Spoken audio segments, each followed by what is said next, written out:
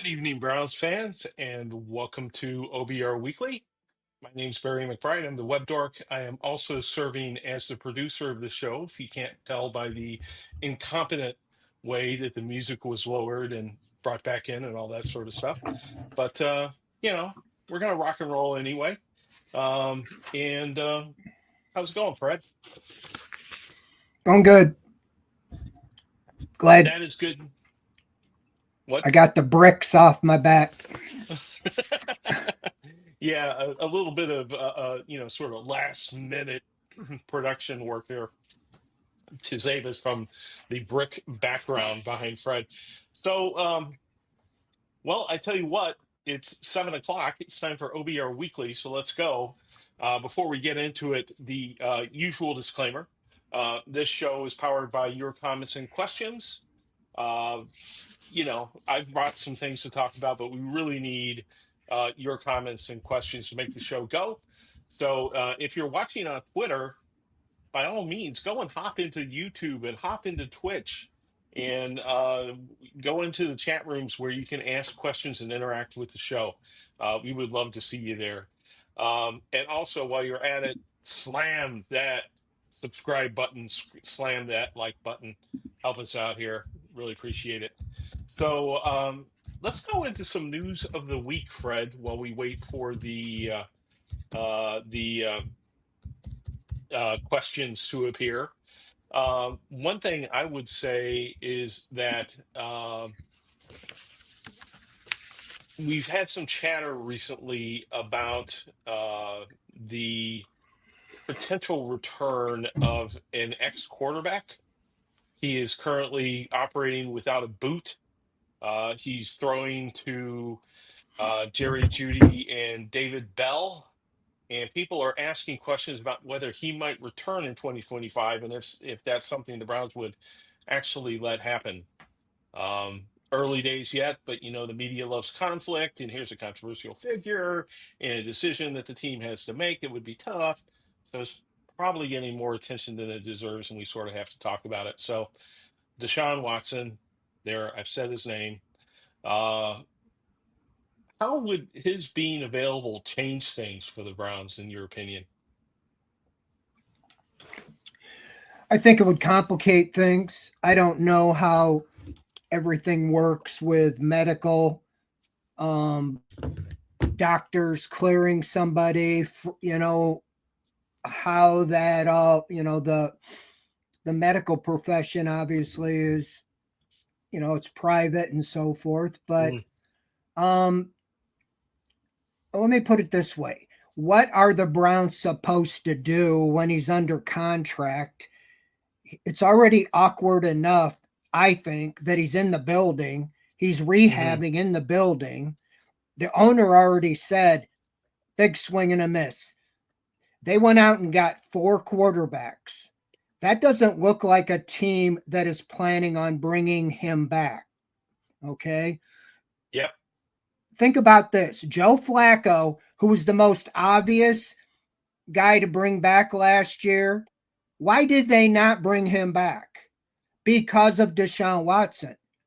Because I know, we know how it turned out, the 1-6 record, and he played terrible. But even if he Right. would have played well, he can't throw one interception or he's booed off the field, Yep. and everybody wants Joe Flacco. So I understand why they didn't bring him back. So they brought him back now. Why would they bring him back now? Right. Okay. You still got Watson on the team. Okay. He's under contract. He's on the roster. They can't say, I mean, the owner can say that, but the coach, nobody can say things like, he sucks. We don't want him anymore. Just go over in the corner and do your little workout and don't say anything. Okay. Right. They have to say everything correct. He's in the meeting room, and so forth. But I think their actions clearly have spoken. They have moved on. Okay. Now, I don't know how, I think obviously the quarterback is talking to people and giving his side out there Hmm. willingly to reporters to report on and who wouldn't report what they're being told.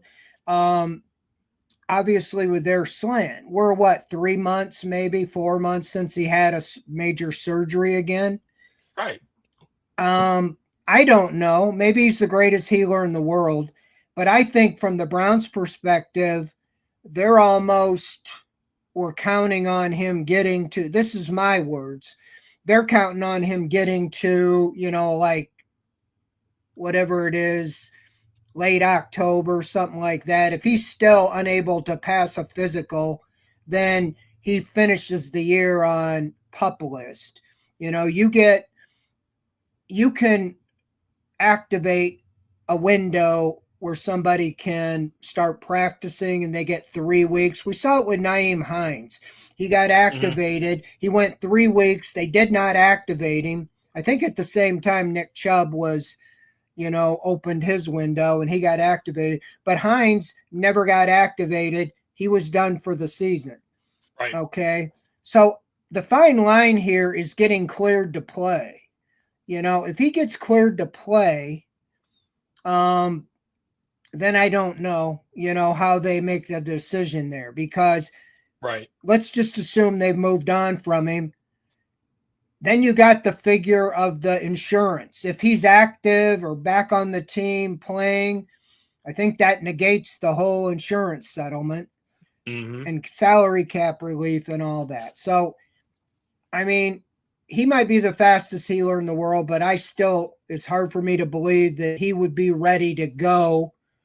Thinking of these guys coming off ACLs and MCLs that never were ready for 6, 8 weeks after the beginning of the season last year. I Right. know everything's different, but this is two major Achilles injuries. Plus, he's had some other things in the past. So, I mean, I just think it complicates things. But their actions show they wouldn't have brought four new guys in. I don't think.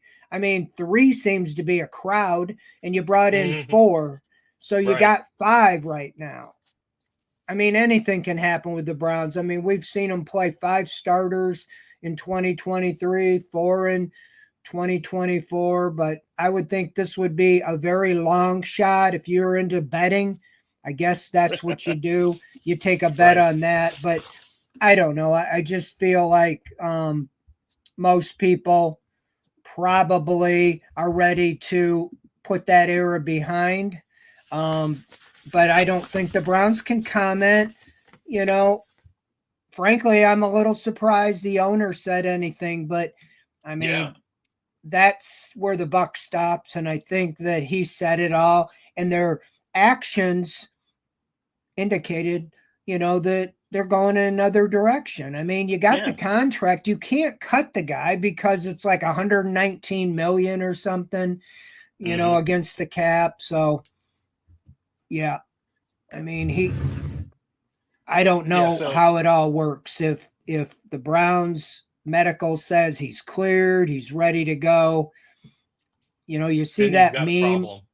You see Yeah. that meme where they put Watson's face on a body with in the hospital, and then you have Jimmy Haslam hitting him in the knee. Because the Browns, I mean, they can't say this, but it's obvious that it really is not to their benefit that he gets cleared to come back this year. I Hmm. mean, if he were to come back, you would think it'd be at the end of the year, and your season's probably at the point where you're wanting to see the young quarterbacks anyway. So, I mean, I think he had his opportunity, and I don't know what else there is to serve putting him back out there. Yeah. It would be very inconvenient for the Browns should he be medically cleared. And I think we're all sort of wondering how they deal with that. But the point is, he's what, 4 or 5 months out from this second Achilles tear. He's got to I be think a it was in ways away, and January. yeah, and so he's got to be a ways away from being competition ready. And who knows what things are going to look like 3 months from now, right? If other people are going to get hurt or all that sort of stuff. So kind of early to have the conversation. I guess you would say, but it's out there in the media, so I think we have to Yeah, I'd talk say about if it. 4 quarterbacks get hurt by the middle of the season and there's nobody else, okay, now it's your chance, Yeah, But exactly. um, yeah, it just seems like that ship has sailed, and I don't know really, other than from the player side of it, I don't know what good it really serves at this point to other than, hey, I'm still here, I'm relevant. I mean, the other coaches have talked, or not the coaches, but the players have talked about, him being in the meeting room and they're learning from him and so forth. Hmm. So, um, it's, it's, I keep going back. Their actions shown. I mean, if they were planning on him coming back at some point, I don't think you'd sign 4 or draft 2, Right. It would be So so awkward after Miles Garrett went out and said, "Hey, all we need is a good quarterback to be competitive," right? Well, Deshaun Watson he's not the only still, one. Njoku said it. Newsom yeah, said it. Denzel Ward said it. I think I don't. I they said good quarterback play or healthy good quarterback right, play. And he didn't. He wasn't injured when he played those 7 games that right. Thank God with the the Browns aren't Browns on Hard Knocks in this in year. this season. Yeah, Yeah. Oh, exactly. they could do a Well, hard knocks on the quarterback room. AFC North exactly. Browns, 5 quarterbacks in this room. Let's see. Yeah, exactly. It's like a death match out of Mad Max or something like that. And see who comes out, see who survives. Uh, 4 man in, 1 man out. But at any rate, you wrote about the quarterbacks, not really Deshaun Watson very much, but you wrote about the rest of the quarterbacks in an article from 2 days ago. So I've got some questions about that. Since you were at rookie camp, you were watching the new guys, and you know, Pickett, we haven't seen very much with Flacco. We know what he's capable of. One of the things that you wrote, Fred, was that the Browns had 23 interceptions last year, and that's got to change, right? And they got some guys in the draft and in Pickett who aren't that bad at taking care of the football, but they've also got Flacco, who's a guy who might start, who's well known for throwing into coverage. Do you think that Flacco makes sense, in this offense if he, sort of plays the way he normally does? Well, I think that, you have a strong indicator that you're going back to a run heavy offense with a Hmm. wide zone scheme and playing on play action pass. And you have, you know, Pickett, Flacco, guys that are more suited to that style. And then you have the 2 rookies that you're putting into that system. Gabriel had a very low turnover ratio in his college career, as well as Sanders. Hmm. And um, I, th- I think that that is going to be the major emphasis is you don't have to rely on your arm. We got 2 real young big backs that we're going to pound the ball, Hmm. and we're going to set up the play action pass, with a quarterback friendly style. And so, yeah, I mean Joe Flacco's 18th year. I think he's learned that he doesn't need to win games with his arm, and when he was here before, he until the playoff game he really didn't throw the ball to the other team like we've seen other guys do as much. So I think that's going to be drilled into him all day, all night, all off season.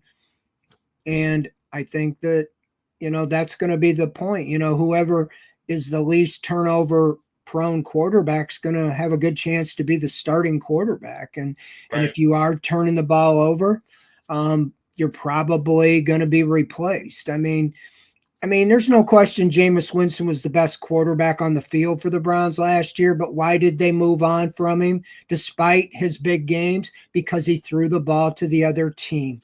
And Right. so that's going to be you could just say take away those interceptions, the Browns might have won 3 or 4 more games just on that alone. I mean, Hmm. those are offensive chances of scoring that you just gave to the other team, Right. contrary, allowing them to have a chance to score, putting your defense out there again. So you gotta do it, but I have to think, they know the games are won and lost on turnovers, and that killed them more than anything was the turnovers. It certainly did. Absolutely brutal to the team in 2024. James here brings up a point going back to Deshaun Watson. He says he's only owed the money, he's not owed any playing time. But couldn't Watson cause trouble for the Browns with the NFLPA if he's ready to play and they insist on putting him on a pup list or something like that?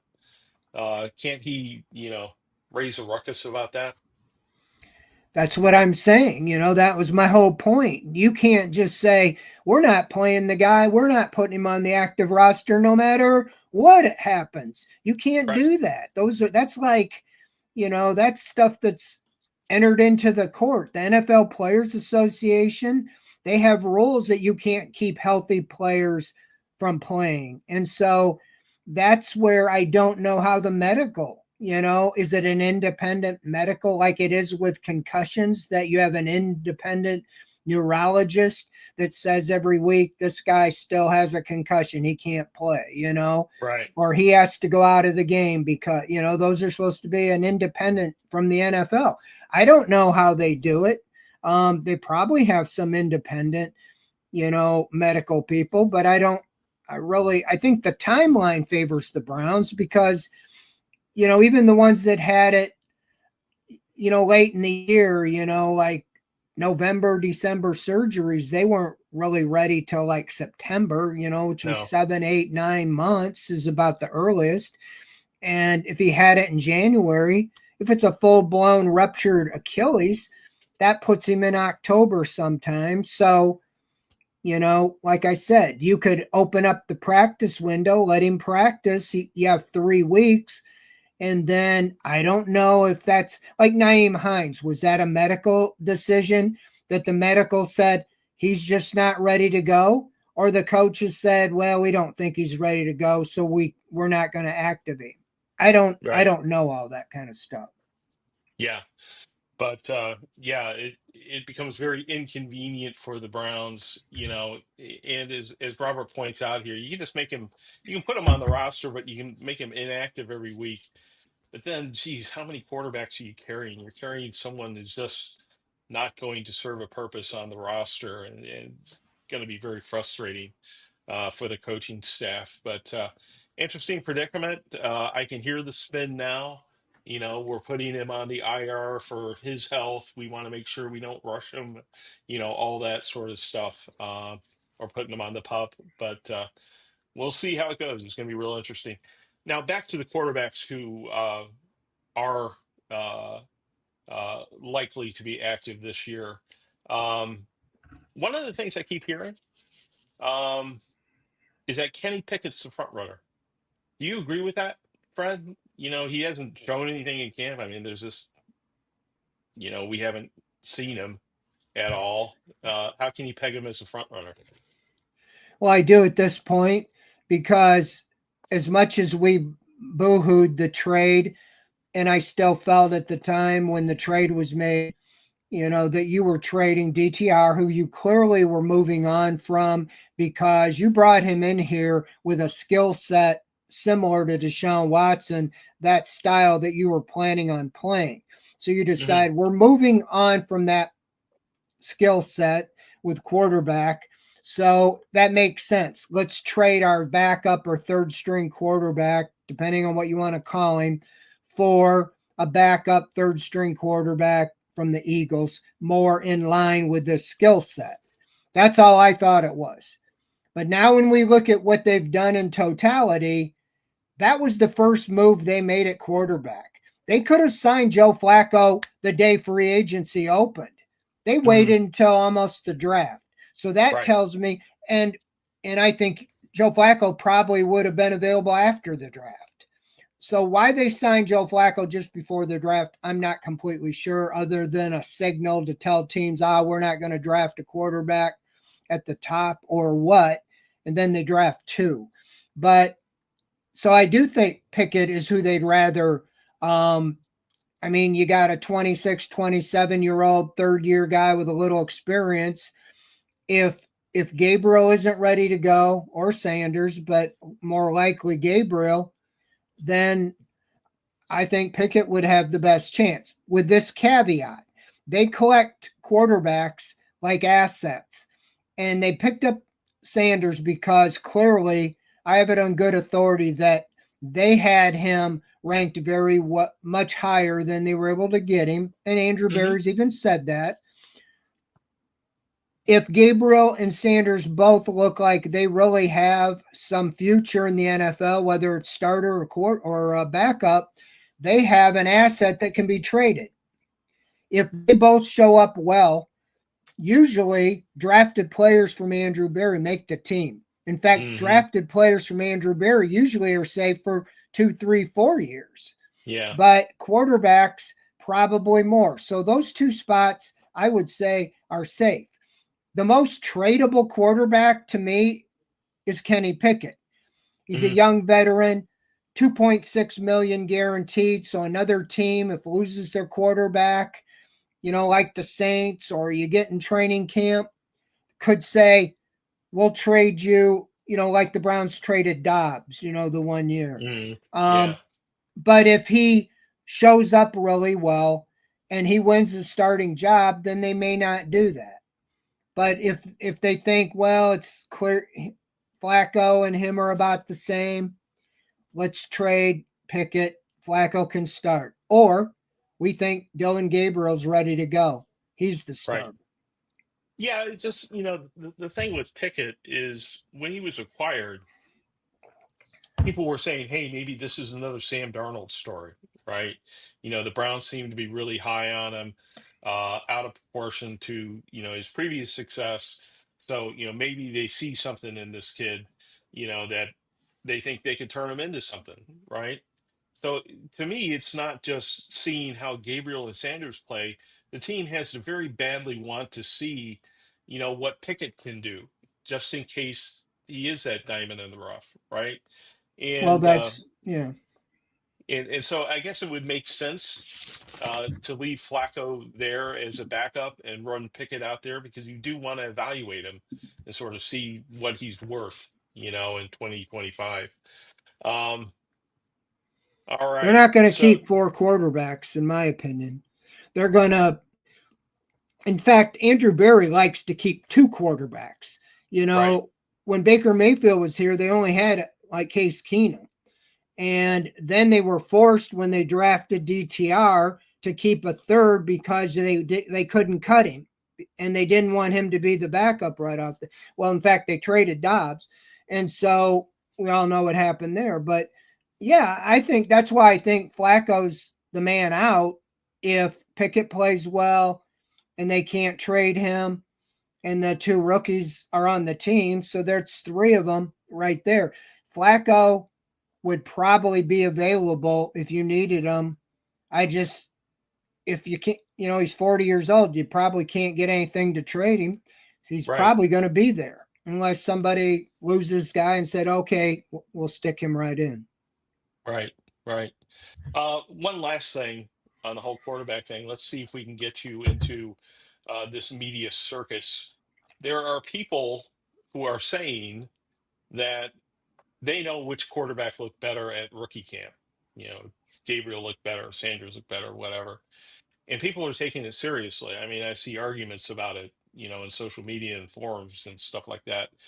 Um, did either of them stand out to you as one being significantly better than the other in rookie camp, or do we even care about how they do when there's no rush and they're just throwing the ball around?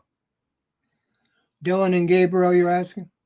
Uh, Gabriel and Sanders, yeah, Well, that's, yeah, Dylan and Gabriel. Um, I think they both were fine. I think Gabriel showed me a little more quick release and a little more command. I thought he had a little better zip on the ball. Sanders, stood in there, and I think he threw a nice deep ball, very accurate. So both of them, I think, did fine.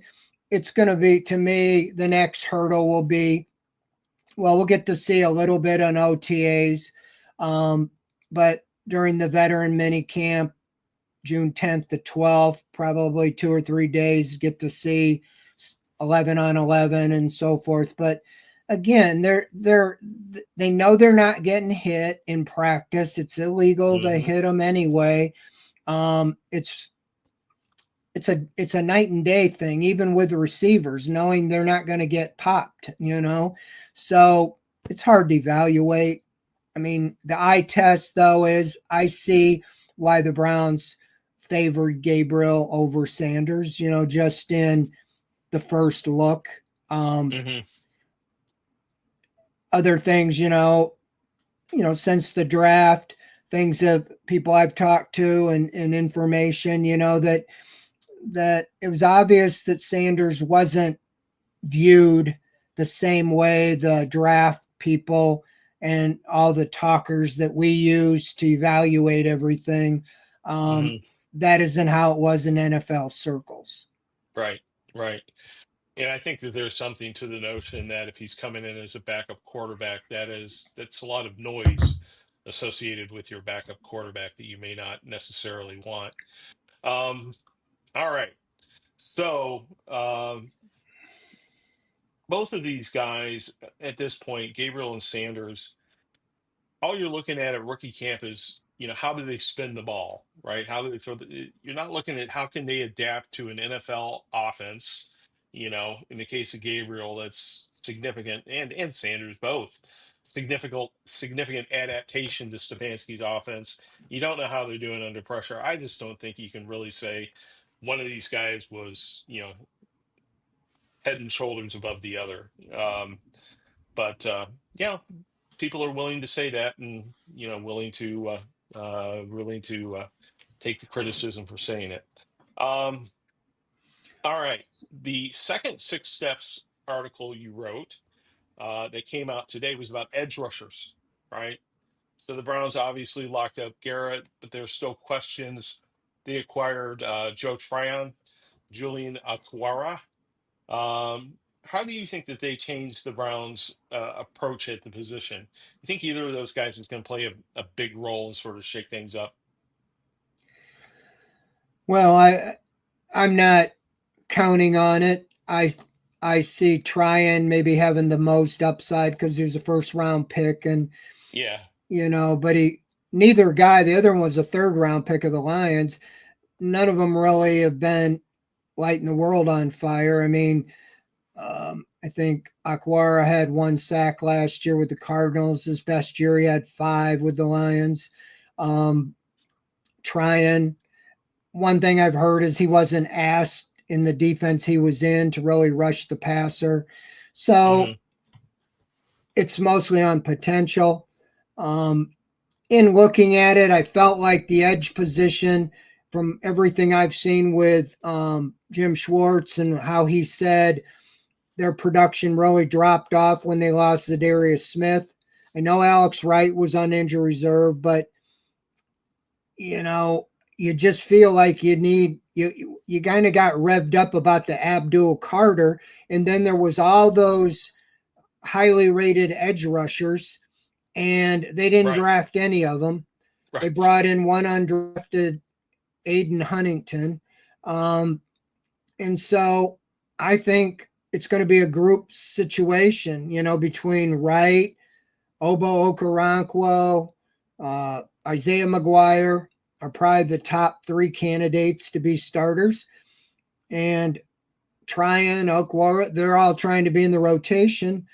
hmm Um, at this point, it's just hard to know. I mean, none of them, they haven't brought anybody that pops your eyes out and go, holy moly, they got such and such. That's why I'm right, still a proponent of, and I said in the article, a guy like Zadarius Smith. right, You had him for half the season last year before you traded him, and he had 5.5 sacks. He finished as the number 2 sack guy on your team behind Garrett, and he only played half the season. He went up to the Lions, and I think he had 4 up there. So he had like 9 sacks. He's hmm 32. And you did him a solid. You traded him to a Super Bowl contender in the middle of the year.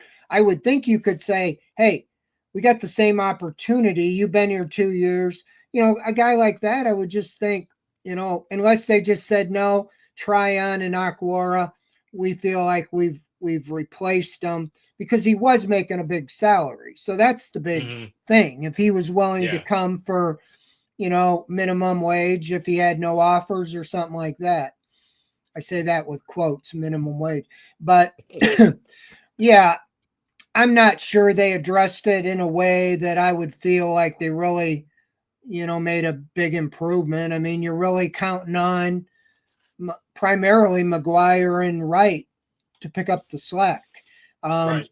Obo, a lot of people, especially I think Jack, thought they would let him go, and they still might because of his Right. salary. But so far, he's still around. So he could be a casualty. That might be what they're wanting to see what they get out of these two guys they brought in. So, Yeah. yeah, the edge rusher position to me still seems to be a work in progress. There are some available besides Zadarius Smith. They have Jadeveon Clowney. I wouldn't bring him back, but Yeah. I think Matt Judon and there were several familiar names out there you could bring in to plug in. And Andrew Berry's done that in training camp, when it starts. Shelby Harris was brought in a couple years ago. After Hmm. training camp started, I think Jim Schwartz, when they were at Greenbrier, said, we need another veteran. And then they brought him in. So there's guys like that out there that they could bring in. But right now, I think they'll go to training camp with what they have and then they'll sort it out from there. But personally, I don't think they addressed it the way I was expecting them to. I expected them to either sign a free agent or more so draft one of those. There's Hmm. about 15 of them ranked in the top 50. I've since, found out that a lot of them had issues off the Hmm. field, either injury issues or character issues. And that's Right. why the Browns didn't really select one of them. That makes sense. That makes sense. Hey, as always, thanks for tuning in to the OBR streaming network. Make sure you hit like and subscribe if you are on YouTube at the very least. If you're on Twitter, please feel free to join us on YouTube or Twitch, so you can get involved in asking questions and participating in the show. Uh, but if you like the programming here, please make sure you check out the OBR.com website and especially our premium service. Premium subscribers get access to our special forums like Ask the Insiders for Lane Atkins and the other writers on the site, Insider Central for premium scoops. You get all the OBR VIP stories, all the VIP stories across the 24/7 network with all the colleges and all that sort of stuff. And as soon as you renew your membership after the first month or year, you get Paramount Plus with Showtime thrown in for free. That kind of pays for the sub by itself. So, heck of a deal. Supports the OBR and all the free content you get here.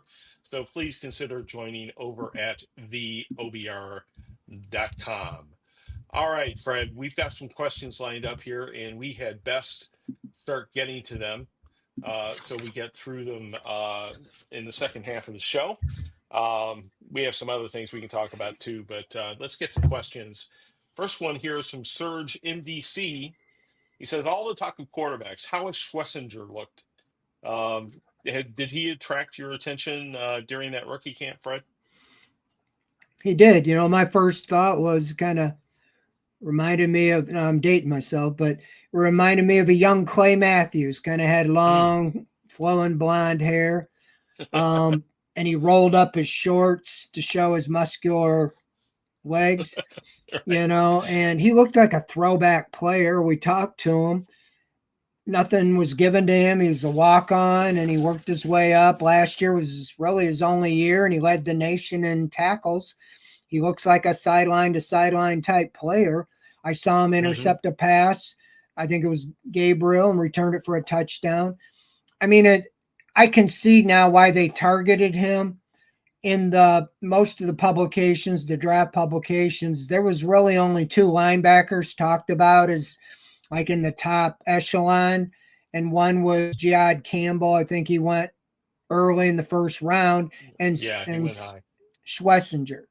And I think when they got there at the top of the second round, even though they don't necessarily value or put a high priority on linebacker, I think they knew what was coming with JOK. Hmm. And even though he doesn't play exactly the same position, he can play that position. And so I think he's going to be a starter from the get go. I think Right. Hicks would be the green dot. I think this guy will end up being the green dot in the future Hmm. and calling the plays, more of a middle linebacker. But I think he'll play one of those roles, kind of like JOK was doing, the cover the tight end or cover a back out of the backfield. He's known for being a good cover linebacker. Hmm. So I think they had a need there, and I think they looked and said, he is the only guy really left with what we're looking for. And that's why they took him at 33, because they Right. didn't say, let's take Judkins and hope this guy's there 3 picks later. They took him on the first pick. And be mindful, the previous 3 years, the first pick in the second round, 33, got traded. So it's Right. where teams were all looking and going, oh my gosh, that guy's there. We're going all in to get the guy. The Browns, I don't know what kind of offers they had, but they just stayed and took the guy. And they Yeah. probably could have traded out of it, but they wanted to make sure they got this guy. So I think he's a day one starter for him. Yeah. Yeah. I mean, it sure does seem that way. And initially, I think our gang was a little bit surprised that they took a linebacker in that spot because of positional value. But I suspect that Browns fans are going to really like Carson Schlesinger. Well, they're So dead thanks. last in the NFL in scoring, 15 points a game. So we're all going, you got to take every pick on offense. And what they Right. do, their first 2 picks, high picks, defense. So, Right. you know, we'll see. I mean, if that's what puts them back into the top 10 in defense, so be it. But yeah, it was raise your eyebrows because you would have said for sure they're going to take offense, whether they take a quarterback, or wide receiver or running or one of those, Yeah. left tackle, something to help your offense. They did the rest of the draft, but yeah, it Yeah. was a little surprising to go defense, defense. I don't know how many people had that on their bingo card going in the draft. Yeah. And then they went out and got two running backs and two quarterbacks. Just a really surprising draft from the Browns. I don't know if you know this, if this is a Jack Duffin question or not, but do we still do we still get the cap insurance money if Watson makes a roster? I would assume the answer to that is no, because insurance companies are not going to pay you if you have an operational quarterback on your roster. Well, Um, that's what it kind of goes back to my original answer is that, you know, I don't know how you deem who has the ultimate say, team doctor, independent doctor, or how they right. determine it. But it's my understanding if he's on the roster active, if he comes off and he's active to play, that means the injury isn't prohibiting him from playing. And that's what Right. I understand the insurance is for. The insurance isn't for, Exactly. hey, we don't want to play the guy, so insure it. If we don't want to play him, we get our money back. No, Right. he gets his money either way. So I'm not saying he would play just to try to stick it to the Browns.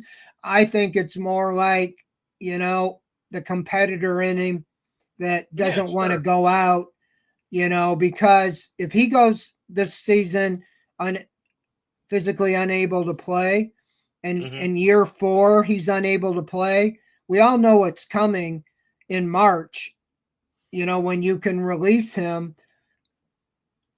and he would never play again for the Browns. He's Right. really playing or hoping for his future if he wants to continue to play. Right. That makes sense. Yeah, and he's highly motivated, and some people have said that, oh, he's really motivated. Well, he was pretty motivated last year too, but it didn't seem to make much of a difference. Um, Next question. Good one from World's Fastest Fat Man. wants to know, please ask Fred if there have been eyes laid on DeJuan Jones or Mike Hall.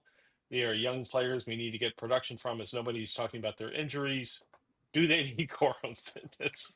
Quorum Fitness no longer sponsoring the program, but good plug for them anyway. World's fastest, most appreciated. Have you heard anything about those two players, Fred? No, nothing from the team. Just some hearsay that Jones has dropped some weight and seems to be doing well.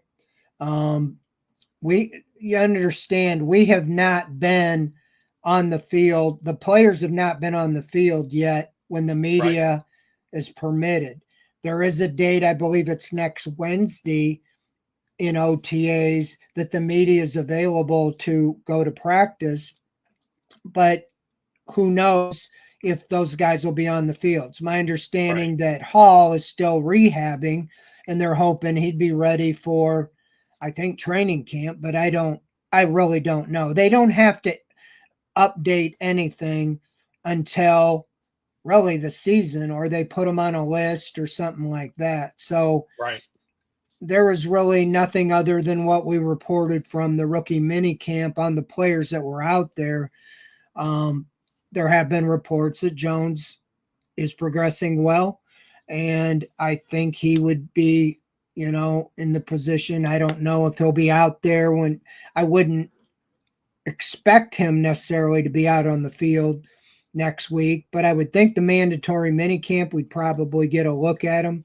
And even Hmm. if Hall isn't practicing, a lot of times they're out on the field, walking around and stuff or working on the side. But they've configured, they're getting trickier and trickier. They used to have all the exercise bikes out on the field. They now build a new weight room in the building, and Hmm. all the bikes are facing the field, but they're in the facility. So you can't report on it even if you see them, because Oh, really? they're in the building. They're not, Yeah, out on the field on the bike. So, you know, I'm sure that they will at some point. They have to put them on lists, but we'll have more, at the mandatory camp, the right, status, who's practicing, who's not, because we count who's practicing and keep track of all that. Next week, all this OTA is voluntary. The only thing they have to be at or get fined is that June 10th to 12th mandatory mini camp. That's it. right. So I'm assuming a lot are there. The Browns put out pictures.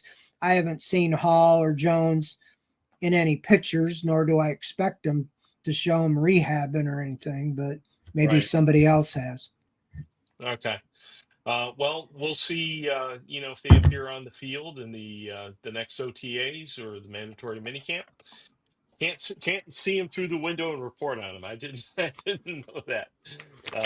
Boy, oh boy. All right. Next Wednesday, next Next Wednesday's the Wednesday. day for that I'll be out there and reporting. So check in with us. We'll have whoever's there or not there.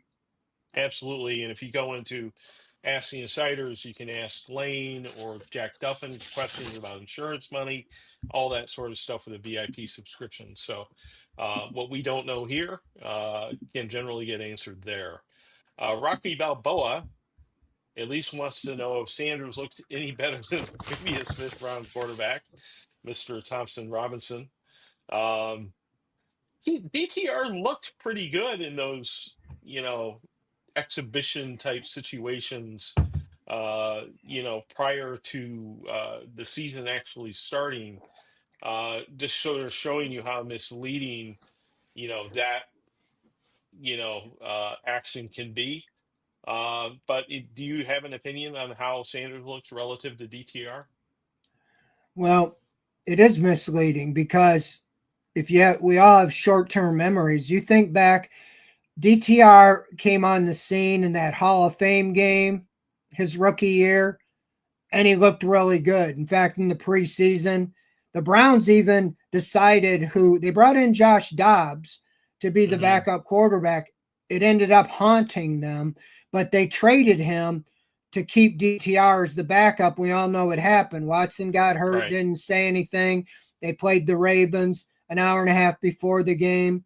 They said, "Hey, DTR, you're the starter." He fell on his face. And again, they didn't bring him along properly, but Right. he didn't really step up and play well when the bright lights shone. And Right. even last year, you can say he didn't look very good when they benched Winston and went to him. The offense kind of went Mm, right back down to the level it had been playing at with Watson, pretty much. So yeah. I think they said, okay, we're moving on from him. And that's where I said it didn't surprise me they traded backup quarterbacks, with the Eagles. But Right. now we found that Barry really liked Pickett, and they think he's suited for Kevin Stefanski's offense and all that. But I wouldn't be surprised if Sanders and Gabriel will play quite a bit in the preseason and will look really good Yeah. because other teams do what the Browns do. They don't play their starters for the most part, the Right. second half or whatever. And so they're going against guys that they played against in college, and both of them did really well in college. So we'll see. But it could be a really good problem if Pickett, Sanders, and Gabriel all show up well. But it's hard to say, okay, they're the guy. Um, Yeah. I think you still want to kind of bring them along slow, even if you decide Pickett's earned the starting job, even if you like Gabriel. I'd rather start Pickett. You remember when Baker was a rookie, I watched him in training camp and I thought he was the best quarterback on the field. And I didn't Hmm. particularly wasn't a Baker fan. And all the years the Browns brought in quarterbacks, every time they threw them out there ahead of schedule and pretty much got ruined. Yeah. That year, the plan was to play Tyrod Taylor the whole year and just let Mayfield learn and be ready in his second year. We all know what happened. Third game, Taylor gets hurt. Thursday night at home against the Jets. Baker trots out there. Crowd goes wild. Hits Jarvis Landry across the middle. Fans erupt.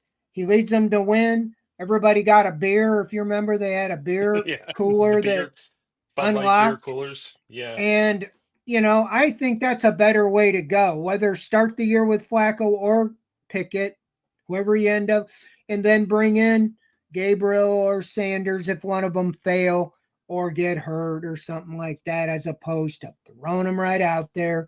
Yeah. Obviously, in a third round, fifth round, there's no pressure to start them. If they were the number 2 pick in the draft, it'd be a different story. I mean, the pressure would be for them to start, but I don't think the pressure is to start unless the other two guys just aren't doing the job. Right. Right. We've got about 5 or 6 questions. We've got about 12 minutes here, so let's hit the remaining questions here real quick. Question from Go Bucks. He wants to know if Sanders wasn't drafted, how excited would the media and the fans be about Dylan Gabriel? Dylan Gabriel sort of flying under the radar a little bit because of all the attention to Sanders.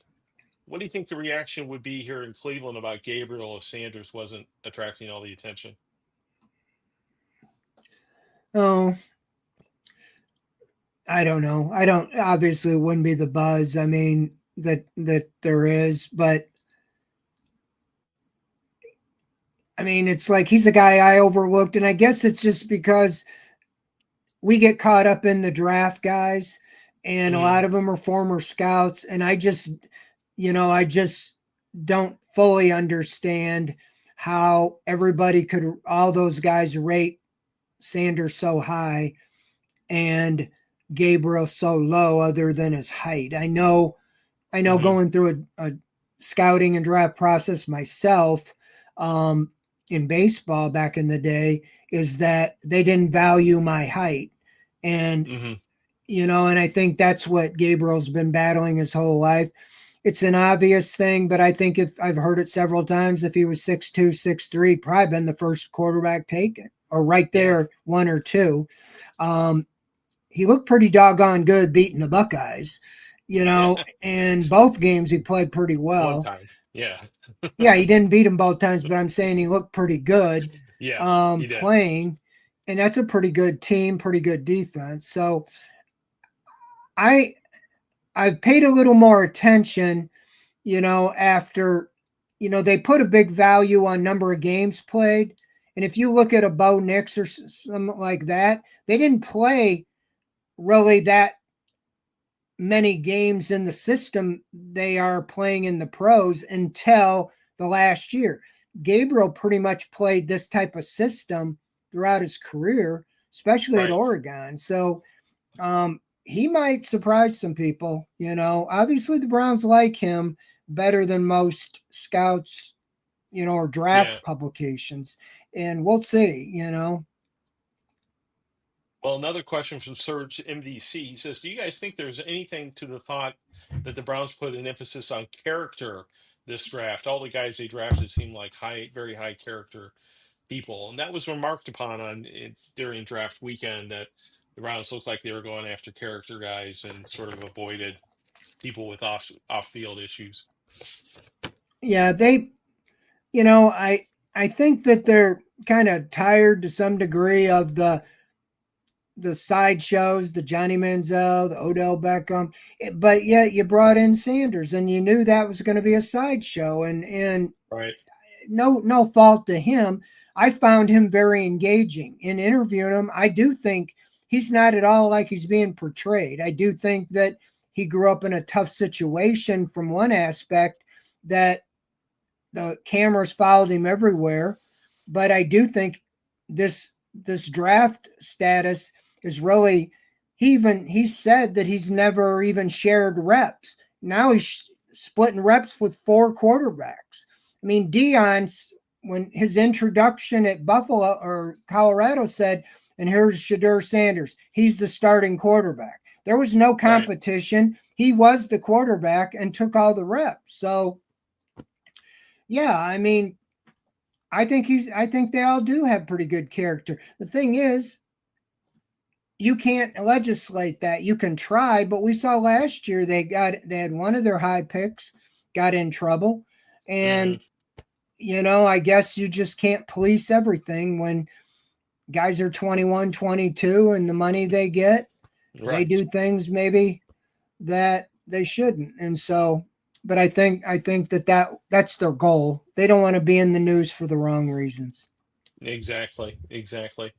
Okay, next question. Drew in Brick City. Does Fred think Newsom stays this year or is he tradable? Well, I think the biggest thing is his contract. He's got a guaranteed 5th-year option, kind of like Jed Wills, 13 million. Mm, I think that they would trade him if they could get um, a team to absorb some of the salary. Otherwise, what are you gaining out of this? right. If you got to pay the salary, but you don't have a cornerback, no. Do I think he's the best cornerback? I think he's maybe the third best cornerback. And so I said it in the draft. I think you need to sign a veteran or draft a cornerback. And that's why I think there was a little disappointment with the Hunter trade down, because you thought you were solving two problems. You were going to get a top end cornerback and a top end wide receiver, Hmm. and you traded it and you got a defensive tackle, but you never drafted a cornerback this year.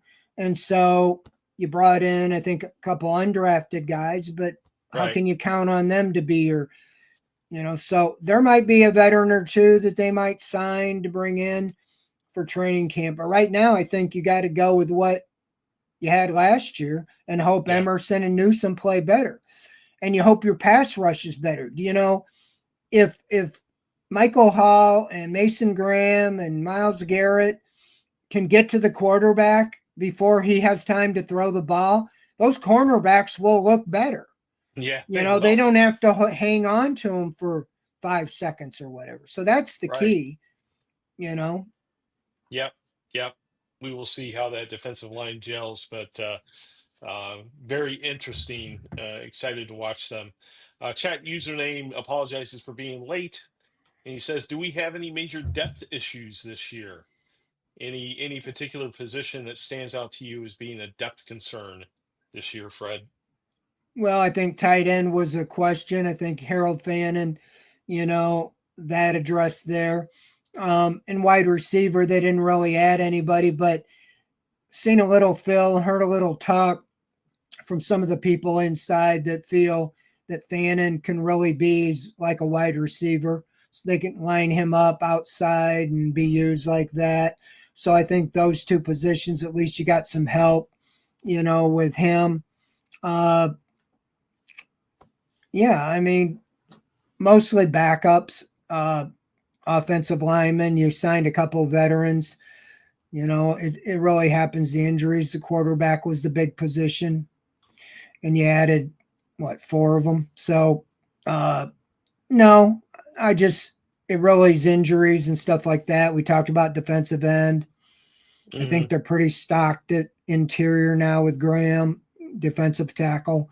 The tackle position, a lot of it comes down to DeJuan Jones. And then you have Lucas as the guy they signed to compete with him. So pretty much what you have is what you're going to get, when training camp, it just comes out of it. How healthy are you when training camp, when the season starts? Do you need to add guys? You always seem to. Yeah, yeah. Impossible to predict what's going to happen. Then a lot of concern in the chat about kicker, which I think is justified. Not that you're going to carry two or three kickers, need a lot of kicker depth, but obviously after what we saw last year, some concern at that position that has not been addressed. Um, Question from James said, any thoughts on Brock Purdy's $265 million contract? A lot of that was guaranteed, Fred. Uh, that young man is going to make himself some money. Does that seem like fair value to you? Well, you can thank Deshaun Watson. I mean, ever since that contract, these quarterbacks are getting 40 to 50 million or more a year. And it just shows you the market. It just shows you the NFL and the monopoly money that these owners are getting. You can't pay this out if you're not getting much more in return. And so, Right. you write about it every day in the newswire about, the owners and the monopoly monies. And didn't Right. think I kept track of that, did you? But, I didn't think anybody did. yeah, good for him. Here was Mr. Irrelevant, Right. Him and Tom Brady, are about two guys that are the exception to the rule, and again, put him in a fit into a situation. Before we get done, I will say first thing that struck my mind when I saw Dylan Gabriel, he reminded me of a left-handed Russell Wilson. If you remember, Wilson came out, transferred from North Carolina State, went to Wisconsin, was a third-round pick by the Seahawks, like Gabriel. They went out that year and signed a guy named Flynn, who was a backup, I think, for the Packers, had a great game or two, and got an unbelievable contract in free agency. I remember that. And Wilson beat him out and became their starter and went on the Super Bowl. And that was a lot to do with having a rookie third round pick quarterback on a rookie contract. That helps you a lot. But I'm just saying the way he conducted himself, the way he handled himself, and he's obviously left-handed, but he has a good arm. He throws well. So I will say that. I'm not saying that he's going to win the starting job, but I can see why they took him in the third round. Yeah, the Broncos, if I remember, committed to Wilson pretty quickly. Or the Seahawks. Seahawks, I'm sorry. Yeah, they committed him pretty quickly in the preseason. I don't think we're going to see anything like that from the Browns as they evaluate these four different quarterbacks. Last question of the day is from Stephen Kramer, asking if we can get an OBR sponsored Spam Kinnaman t-shirt. We could probably do that if there's enough demand, even though it brings up some difficult memories for Casey, I think, that he has had trouble dealing with. But we'll see what we can do there with a Spam Kinnaman t-shirt. You didn't ask. I didn't get to respond on the kicker question, but the Browns did have two kickers at rookie minicamp. Andre Schmidt, he was on the practice squad last year. I think he was a star in the UFL or whatever it's called.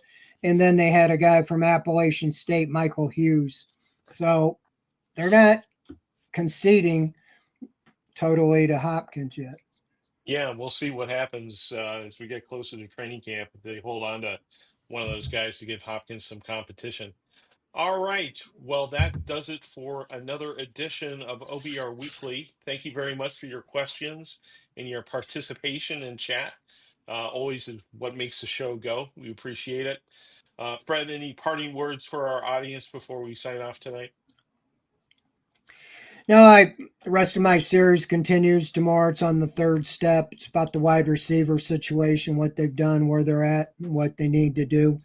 And we'll have that through the rest of the week, a different one of the six Mhm. positions I felt to get them back on the road to the playoffs. Not necessarily make the playoffs, but on the road, on the track. And yeah, we'll be out there next Wednesday. We'll be dropping some nuggets and so forth at practice. So right off the practice field next week, join us, Yeah, and absolutely. we'll give all the news to you guys right off the bat. All right. Get observations straight from Berea to you on OBR Weekly next week. We will see you then. Good night, everybody. Thanks for hanging with us. Appreciate it as always. See ya.